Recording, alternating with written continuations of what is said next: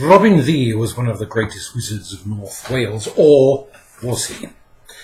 For you see, there are some who say he was truly a great wizard, possessed of magical cunning and understanding and ability to conjure forth spirits and do all manner of wondrous things. But then there are others, more cynically minded, maybe scientifically minded, if there is any difference between the two at times, I don't know, but people who suggest that Robin Ddu was a conman, a trickster, someone who knew how to play it fast and play it wide and took advantage of the gullible. But maybe the truth of the matter is somewhere between the two. But on one occasion, some 200 or more years ago, it's hard to remember exactly when, Robin Ddu received a knock upon the door.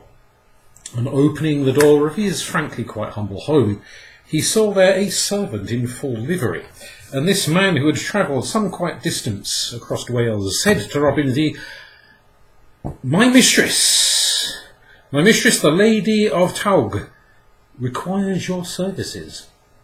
She has been robbed, shamelessly robbed, and she offers you £50, which was an enormous sum of money in that day and age. £50 for you to come and use your cunning, your magic, your wizardry to find her missing diamonds and jewels. Well, Robin Ddu did not need to think twice, for £50 was more than most people earned in several months run together. And so he said, well, give me a minute or two and I'll put some things in a bag and I'll come with you. And this is exactly what he did.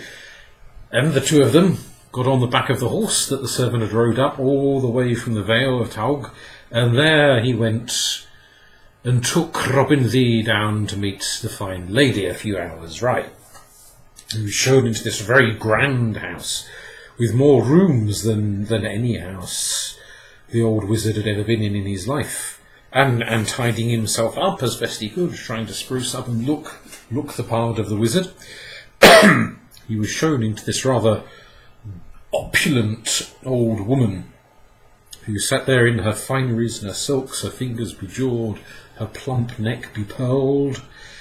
And she said, You are Robin Ddu? And he said, Yes, I am the Wizard of North Wales. And the woman explained that a month earlier her diamonds had gone missing, and of course, naturally, they'd done all of the usual things. They had searched every room in this great mansion house. They'd searched the gardens, particularly the rose garden where she often liked to walk, uphill and down dale. The servants had searched. She'd sent for independent people from the village to search. She herself had even got off her silk sofa and done some of the searching, at least herself. The servants had been interrogated, the gardeners had been interrogated, anyone who might have had some perchance reason to come to the house had been interrogated, and nothing. Of these diamonds there was neither sight nor sound. Hence her desperation and turning to this old wizard. But she said, I am uncertain of your abilities, for I am no great believer in magic. I am chapel, good and pure, and I have prayed and I have prayed. Obviously nothing's happened, and so I am loath to trust in someone who could easily be a trickster. Ah, well, said Robin Ddu, my magic is my magic and requires no testing. Now, I will have the £50 up front and I will begin the search. Up front, said the woman, up front? Cheek of it, you'll have the £50 when you are done and when you have found the jewels. But Robin Ddu had an experience of the rich and the haughty, and their high-handed ways and their slowness to pay their bills. And so he insisted, no, up front the money must be.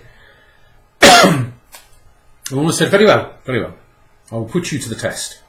If you pass the test, you will have the money up front. And then you can begin the search using your magics, whatever it is that you do, to find my jewels. And so she sent him out of the room, and she summons the servant. And she said to the servant, find me a little bird and bring it here. Caught between two dishes. I don't want the bird injured, just bring the bird here. And the servant went out into the garden and caught the little bird and brought it back in, sealed between two dishes, and placed the dishes as instructed very carefully upon the table before the old woman. And Robin Ddu was sent for and came back in. And she said, tell me, wizard, what is between these two dishes? And the old wizard, he hummed and he hawed, and he said various spells and incantations, and he sat there and tuned in his third eye, or at least maybe he pretended to, who can say. And at length he could think of nothing. He said, well, you see, now, Robin is caught, old Robin is caught. And the woman lifted the lid from the dish, and there was a robin redbreast sitting, looking up at her from the bowl where the servant had trapped it, and at once it took to the wing and flew round and round the room before escaping down one of the corridors. "'Tis magic," said the old trout. You know. You knew that the robin was caught between the bowls, between the plates. This, I trust you now. I trust you implicitly. Here is my 50 quid. Now, begin your magic, begin your search. Said the wizard, pocketing the money. This will take a number of days, for I must commune with the spirits in different locations and different places, and if the first spirit cannot tell me, I will move to the second, and if that cannot tell me, I will move to the third, and so on. As you will, said the woman. And so he made a point of wandering around the gardens where she could see him from her sofa, and saying strange and magical things, and communing with the spirits here, and communing with the spirits there. The whole day passed. Much of it spent, not just in the gardens, but down in the servants' quarters, listening to all of the gossip, for it was Robin Thor's experience that you find out more through servant hall gossip than you do through any amount of chanting and meditating and dancing around candles. And he listened to the accounts, and it seemed to him that no one at this servants' hall had suddenly claimed an inheritance or a windfall or a gambling win. No one had been seen to spend an inordinate amount of money on new clothes or jewels or anything. There was no suggestion as to anyone having sold on these diamonds. So therefore he concluded they were probably still somewhere in someone's possession when they had yet to pluck up the courage, knowing that the whole house was being watched, to pluck up the courage to go and hoik them to some black marketeer. At length he said, I must go and consult with the spirits in the graveyard. And all the servants drew back and looked at him and thought, in the graveyard? It's night, it's dark. You go to the graveyard to talk to the dead. Ooh. And off he went, down to the graveyard. And there he sat, smoking his pipe on the graveyard wall. And the sexton came out with a lantern and a shovel and began digging away. Then old Robin Thor called out to him, what are you doing? And the sexton said, well, I'm digging up some of these old graves to make way for new graves. There's been a spate of deaths in the village lately, and we must make way, make new. And Robin Thor said, well, why do you do it at night? And the sexton said, well, if we do it in the day, it upsets people. And so we do it under cover of darkness when no one can see. And so Robin sat, the wizard, and watched. And at length he saw old bones and crumbling old bits of wood from ancient coffins that had decayed in upon themselves, being turfed out of the hole by the sexton digging. And every so often the sexton jumped out of the hole and he arranged the bones and wrapped them in sheets, ready to reinter them somewhere else, making this hole fresh for new graves. And at one point, for Robin they could move with great stealth, great subtlety. At one point when the sexton was busy digging and the mud was flying here and there, the old wizard crept up and he took a skull, snuck it under his cloak, and disappeared off into the night. He stood up in the servants' hallway at breakfast the next day, early at breakfast, bits of mud still clinging to him from the graveyard, and produced this skull, and said, I have been communing with the spirits of the dead, and they tell me that someone in this house has stolen the jewels and has them still.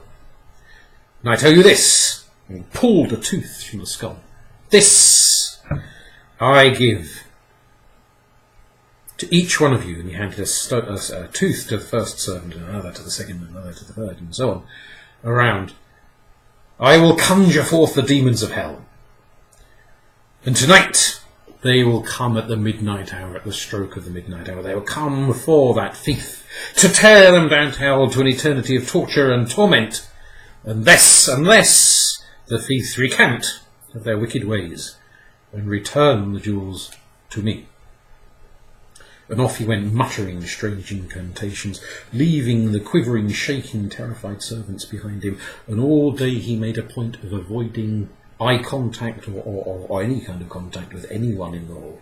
He was just seen around the place, muttering and waving his walking stick in the air as if casting spells with his wand. People in the hall got more and more frightened and more afraid, and so, and after the evening meal which Robin V had taken in solitude away from the other members of the household, there was a knock on the door and a scurrying of light footsteps. He opened the door, and there were the diamonds left, and he could still hear the footsteps running down the staircase, for he had been put in a room right up in the attic. And he had a fair idea that that footstep was light enough to be one of the maidservants, but he didn't need to know any more. But he did need to account for the presence of these diamonds, for he had sensed in the few conversations he had had with the lady of the house that she was not the forgiving sort. And he didn't want to get some poor maidservant in more trouble, for he had grown up poor. He knew what it was like to be desperate, to be needy, to act upon impulse and steal something and then regret it later. And so he thought, and the next day, he went down into the yard where there were the chickens and the geese and the ducks, and he took those diamonds and snatched up a goose, a big fat goose, and stuffed the diamonds wrapped up in some bread down the throat of the goose, which, with a little bit of massage, swallowed the diamonds. And he let the bird go, a bird with a big black head to it. And he said, upon arriving in the house to the great room where the lady lounged upon her sofa, the lady of the manor, "I have worked my spells, I have worked my magic," and he still held that toothless skull, and her eyes were fixated upon it.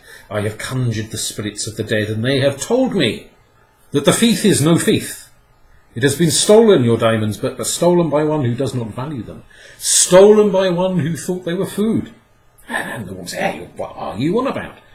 Who on earth is so simple-minded they could mistake diamonds for food? I have no one working in my house that silly, that daft. There are people in the village, maybe, who are that daft, but none of them work for me. Ah, it is one with black hair, a head as black as pitch. And there's Gladys, who's blonde, and there's Blodwin, who's ginger." And she went through each of the servants, and the bald ones and the silver-haired ones. None of them have black hair. "Ah, there is one in your house who has black hair, and who cannot tell the difference between diamonds and food." "Who?" said the Lady of the Vale. "Your goose," said Robin V. And the two of them, the woman somewhat flabbergasted, followed him out into the yard, and he pointed an accusatory finger and he said, "That goose there has swallowed your diamonds. You must have dropped them upon the floor, and some unsuspecting housemaid busy about her task has swept them up, and as they do, they've swept all of the dust and the dirt and the straw out of the house into the yard, and there those diamonds have been gobbled up by that silly bird." And well, the woman didn't wholly believe him, but he was still holding that skull and looking at her with those mad, fierce eyes and the attack eyebrows.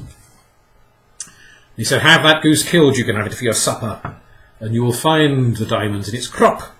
Well, she summoned the servant, the yard servant, who did as he was told. The bird was killed, and there, when the beast was cut open, the poor old thing, were the diamonds, and she was flabbergasted and said, you are worth your £50. "Thank you very much," said Robin V. And before he journeyed home to North Wales, he sat and he dined upon roast goose with the Lady of the Vale, who was once and for all flabbergasted into, well, maybe not humility, but a little degree of awe. Thank you.